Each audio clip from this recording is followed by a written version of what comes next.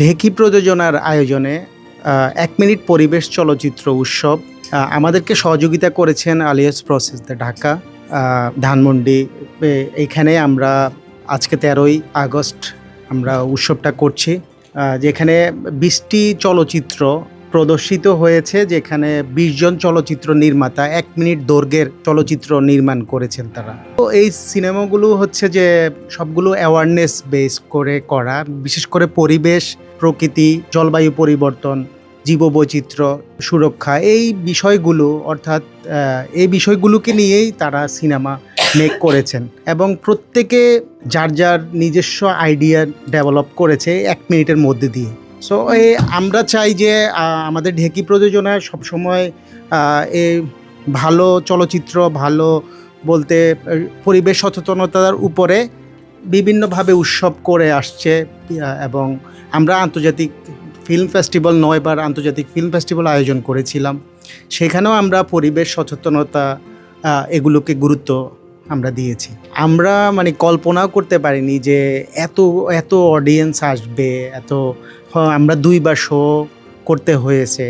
তো alliance process মানে আলিয়ান্সকে আমরা একেবারে আন্তরিকভাবে ধন্যবাদ জানাই যে আমাদেরকে এই সুযোগটা করে দেওয়ার জন্য, যে আমরা প্রদর্শনী করতে পেরেছি। এখানে প্রত্যেক নির্মাতারা প্রত্যেকের অক্লান্ত পরিশ্রম করে তারা সিনেমাগুলো মেক করেছে। তো তাদেরকে অসংখ্য ধন্যবাদ জানাই, তারা আমাদেরকে এই উৎসবে একসাথে অ্যাটেন্ড করে তারা মানে এটাকে বেগবান করেছেন।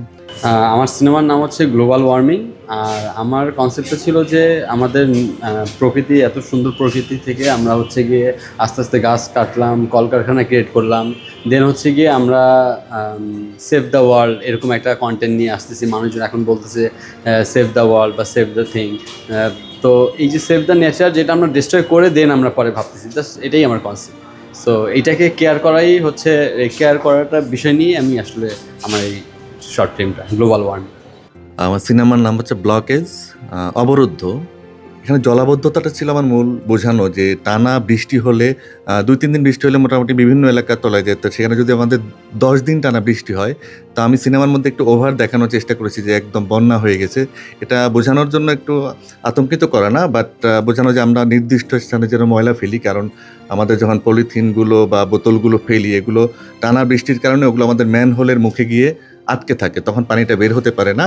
এই জিনিসটা আমার আসলে মানে একটু অ্যাবস্ট্রাক্টভাবে বোঝানোর চেষ্টা করেছি আমি। যেমন আমার একটা শর্ট ছিল যে পাইপের ভিতর দিয়ে চলে যায়, তো আমি বোঝানোর চেষ্টা করছি আরেকটু গেলে এটা বন্ধ হয়ে যাবে, কোনোভাবে যাতে পানি আর পাস করবে না। তো পানি যত বৃষ্টি হোক, পানি জমবে সমুদ্রে, নদীতে, পুকুর ভরাট হয়ে যাবে, কিন্তু শহর থেকে কেন পানি বের হতে পারবে না? এটা অবশ্যই আমাদের মানব সৃষ্ট সমস্যা। আমাদের মানে নৈতিকতা, আমাদের দৃষ্টিকোণ, এগুলো একটু বদলাতে হবে। আমরা একটু খেয়াল করলে আসলে এই জিনিসটা হবে না। এটা আমি জাস্ট ১ মিনিটের মধ্যে যতখানি পারি চেষ্টা করেছি বোঝানোর। আমার ফিল্মটার নাম হচ্ছে একা। আমারটা এটা হচ্ছে মানে আমাদের মানুষ তো এনভায়রনমেন্টের বড় একটা অংশ।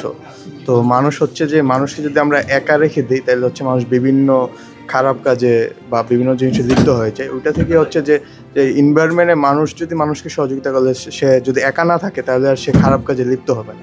এটাই ছিল মূল বার্তাটা আর কি। আমার ফিল্মের নাম ছিল হচ্ছে story of piston. So story of piston এমন একটা গল্প যেটা একটা মানে পাথরকে কেন্দ্র করে আর কি মানুষের সাইকোলজিক্যাল এবং নেসেসিটি আর কি বোঝানো। আমার ১ মিনিটের সিনেমা মাইক্রোফিল্মের একটা মূল বক্তব্যই ছিল এইটা, যে পৃথিবীর আসলে কোনো কিছুই অপ্রয়োজনীয় না। যে জিনিসটা আমাদের কাছে অপ্রয়োজনীয় সেটাই কখনো না কখনো পৃথিবী, প্রকৃতি অথবা মানুষের সৌন্দর্য বর্ধনে প্রেজেন্ট করে আর কি।